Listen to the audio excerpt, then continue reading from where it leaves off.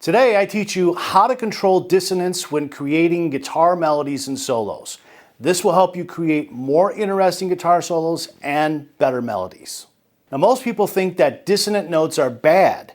The truth is, dissonant notes can sound super great. The key is to control the dissonance, milk the tension that dissonance creates, and then resolve it. Now, I'll give you easy and practical examples you can use right now to quickly make better music. So what we have here is an E major chord. And what I'm going to do is I'm going to play a B note, which is in the chord, so that's going to sound good. That's a consonant pitch. And then I'm going to play an F sharp note, which is not in the chord. So the F sharp note is dissonant against the E chord. Now, it's not a wrong note, it's just a dissonant note. And what we're going to do is we're then going to hold that F sharp note. We're going to control the dissonance with some nice vibrato. We're going to slide into it, and then we're going to resolve that dissonance by going down to E. So this is very simple, but take a listen. So there, I just resolved it. And I'll play it again. So here's the B note. There's F sharp. Now we resolve to E. Now if I wouldn't resolve it, if I would just stay on F sharp like this, and not do vibrato and just kind of hang here, it kind of sounds like maybe I don't know what I'm doing. It sounds maybe like a wrong note a little bit. It's actually not a wrong note, it's just dissonance. But if we don't resolve it, it doesn't have the same feeling. So one more time.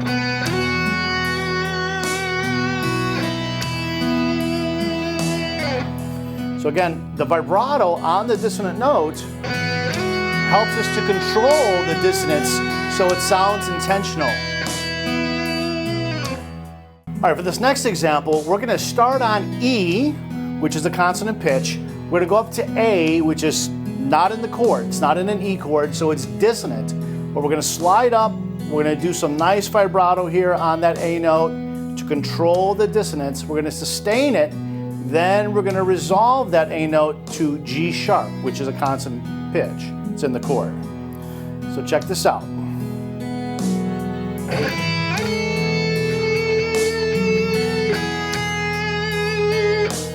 Again, so start on the E, slide up to A. Vibrato here makes it sound intentional. And then we're resolving to G sharp. So I'm controlling the dissonance here. I'll compare that to simply if I just do this. That sounds like a wrong note. It sounds like I missed the mark. It doesn't sound very intentional. It doesn't sound that good. But this makes that note sound good. So now our dissonant pitch is going to be C sharp. This would be the sixth of the chord. It's not in the chord. What we're going to do is we're going to start on G sharp, which is a consonant pitch. Sounds good. We're going to slide up to C sharp. That's a dissonance. Then we're going to resolve it to B. And again, we're controlling the dissonance by sliding into it, then doing the vibrato. Makes it sound very intentional. Then we resolve the tension here on B, because B is a note that's in the chord.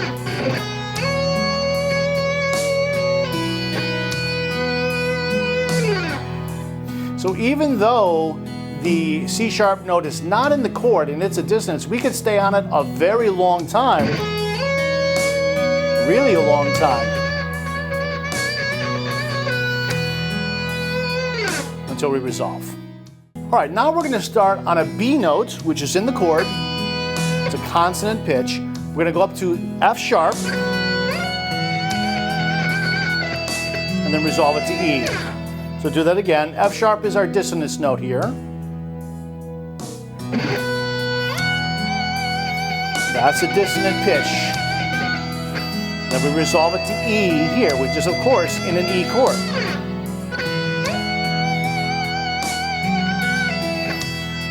So we can stay on that F sharp note a long time as long as we control the dissonance. If we just do this, I mean, you've heard the F sharp now being played earlier, so it may not sound that bad to you. But normally if I would just play that note like that and just leave it sit there for a long time, it might sound a little wrong, a little off. Versus if we did that, or this, we could hang there a long time because those are consonant pitches. But with the intention of the slide and the vibrato, and then resolving that dissonance, that F sharp note sounds really good. All right, so now we're going to start on E, and then go up to A, which is definitely dissonant over this chord. Then we're going to resolve to G sharp. So we're controlling the dissonance here. And then we resolve to a nice G sharp note.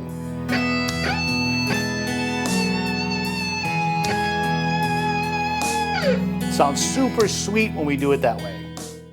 For the next example, we'll start on G sharp, and our dissonant note will be D sharp, and resolve it down to B. So the D sharp note is the seventh, the major seventh. It's a heavy dissonance here, right? Your ear might be thinking, why don't you go up one fret, because we really want to hear this. That's the consonant pitch. That's the dissonant pitch. Okay, so we're going to control that.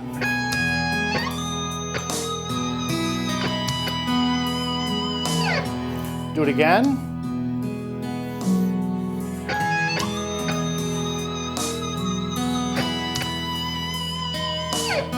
One more time.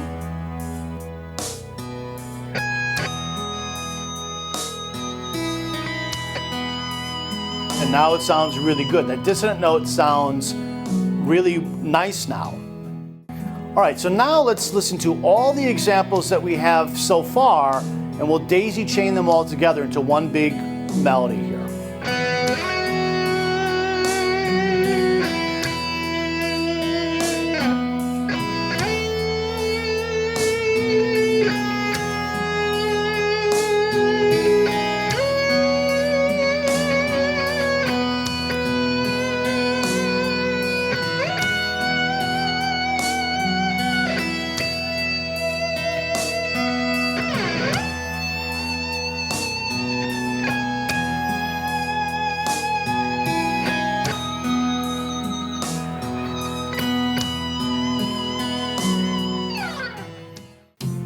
Okay, we've got a new backing track now. We are in the key or the mode of F Lydian. F as in Frank, F Lydian. And what we're going to do is we're going to start on an E note, okay, which is not in the F chord that you're hearing right now. We're going to play E, and we're going to bend up to F, which is a consonant pitch. We're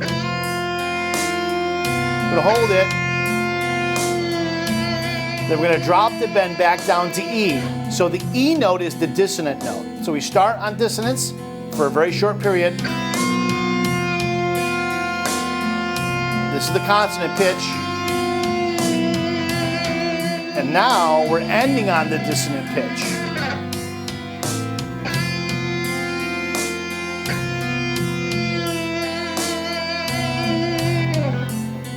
Okay, now the reason why this dissonant pitch works is because we play it right after a consonant pitch that's next to it in the scale.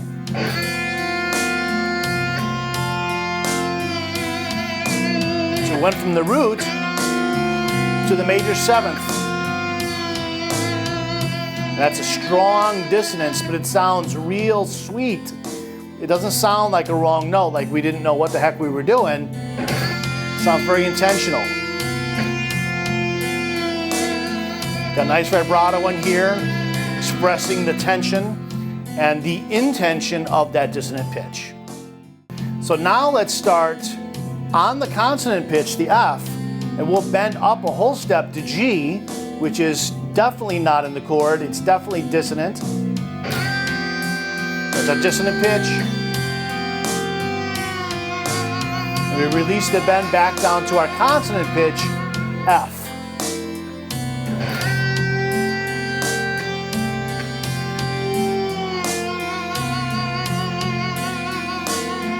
Now the reason why the G sounds good, even though it's a dissonant pitch,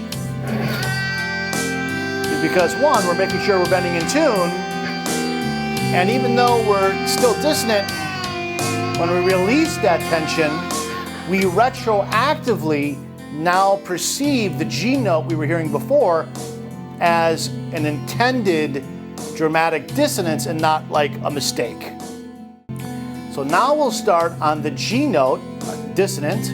We'll bend up a full step to A, which is definitely consonant.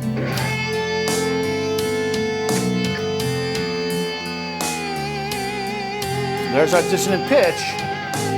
Well, we're controlling it because of what we did before, bending up to the A. And when we release the bend down, there's some nice vibrato here. We're not just doing this. I mean, that's okay, but if we just hang on this note, it kind of sounds like maybe it's not the coolest note in the world, right?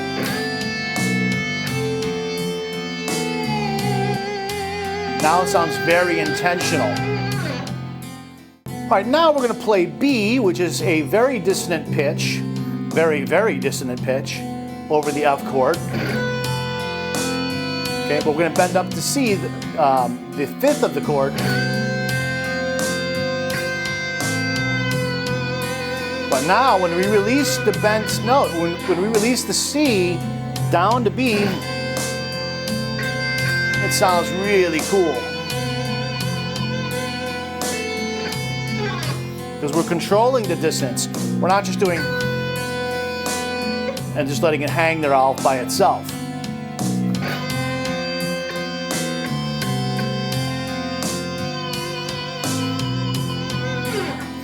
Now the dissonance is being controlled and the tension is being exaggerated through the vibrato. All right, now we're going to start on C, bend up to D. This is a dissonance. Release that bend down to the C. So we have our consonant pitch here on C. Dissonant, consonant.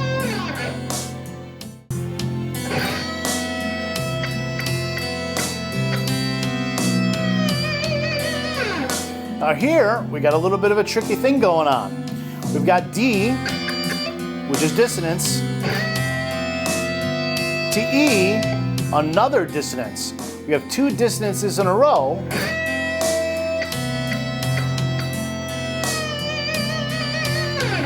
But it still works because of how we're playing it. We're bending up to the major seventh. And we're playing this note, the sixth, D, with intention, with vibrato. So it doesn't sound like, oh, you played a dissonant note that doesn't fit and another dissonant note that doesn't fit. They both sound good because of how we're playing them. All right, so now we'll start on E and bend up to F. And there's our dissonant pitch right there. Sounds really cool. And there's F. And there's E. Both sound awesome because we're controlling how both notes feel, and the root note, F, going down to the seventh, that long bend and then release. The vibrato just makes that note sing, and that's what we're looking for. All right, now we'll start on F, which is the root of the chord you're hearing. And now we're bending up to the ninth, a definite dissonance. We'll release that dissonance back down to the root. It sounds cool.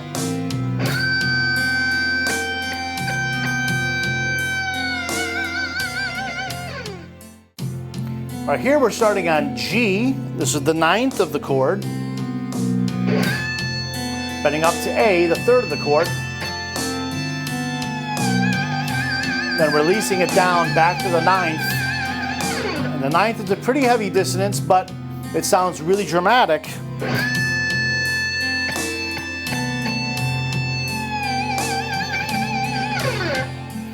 it fits because of the way we're controlling dissonance. And now we're back starting on B, a very heavy dissonance, the heaviest dissonance within our mode here. This is the sharp 4. And we're going to bend this up to sound like C. But now we're controlling that tritone dissonance, the B note here.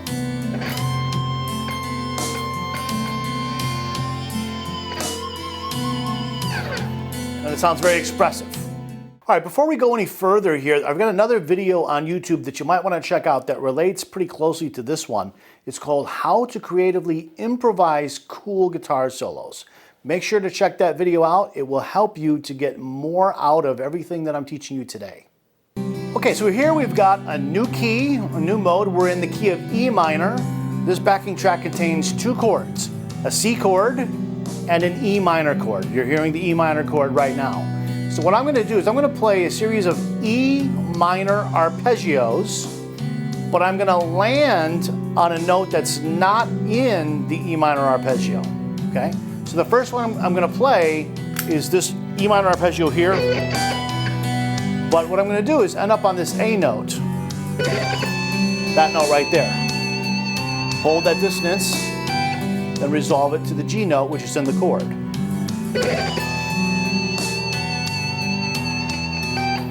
So that dissonance sounds really cool, even though it's not in the chord at all.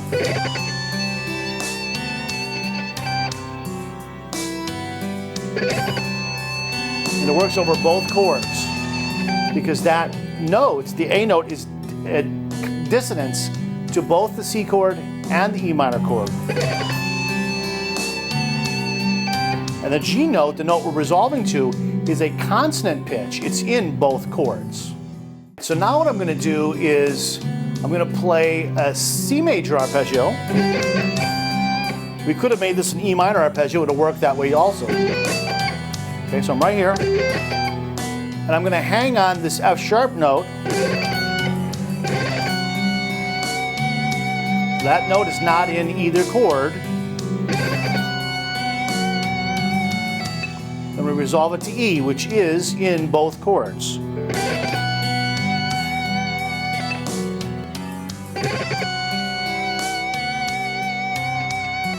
So the arpeggio is cool, but it's really this note where all the expression is.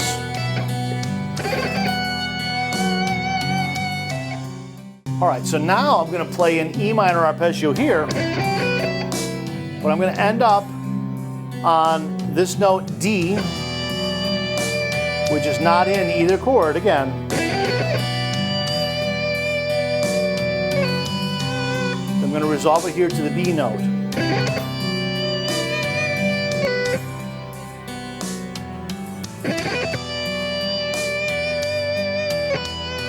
So we're controlling that dissonance right here.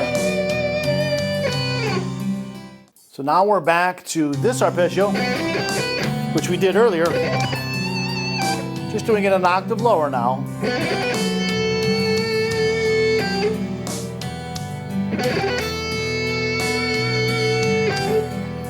This sounds really cool.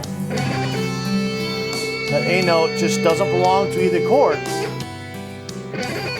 But with the accents and the vibrato and then resolving it, that note just sounds really cool. Cooler than actually the notes in the arpeggio, in my opinion. All right, so what I'm going to do now is play a series of 6 notes, and actually 6 pairs of notes. And over the C chord, the notes are going to start off with a dissonance. Going to bend up to a consonant pitch, then come back to the dissonance.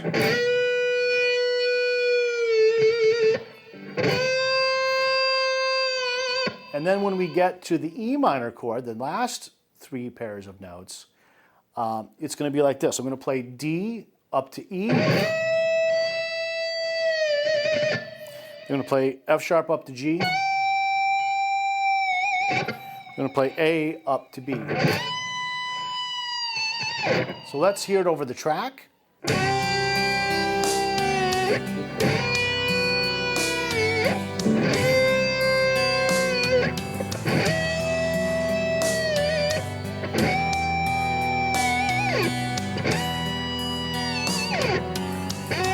starting again.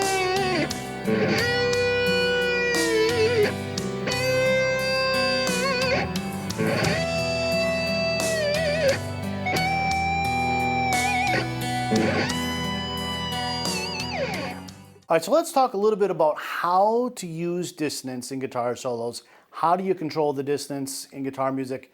You know, how to create music using dissonance. So the main themes that we talked about today was making the dissonant notes sound like you mean to play them and not sound like you just landed on a note that you didn't mean to land on. So when two different guitar players play an A note over an E minor chord, let's say, guitar player one might sound like he has no idea what he's doing, he just played the wrong note. Guitar player number two might sound really, really great playing that exact same note at the same time, but the difference is he controlled the dissonance and made it expressive. It didn't sound like he couldn't control the dissonance or the tension. So that's what we're after. That's our goal here. So some of the tools that we used to do that was we would bend up to or slide up or bend up to a dissonant pitch, hold it. Sometimes we would add vibrato, and then when we released the note back down, then we would apply vibrato to that. So the vibrato and the slide, or the vibrato and the bend, helps the listener to understand that this note is intentional. And not only do they understand that, at least subconsciously, it sounds better because it flows better. We didn't just end up on a note that just doesn't work. So today we've been talking a lot about dissonance and using dissonance in melodies and guitar solos. But if you want to develop your fretting hand, you'll love my new free e-guide called Mastering Fretting Hand Finger Independence for Guitar Players. It's free, no strings attached. I think you're going to love this. So click on the link below to download your copy right now.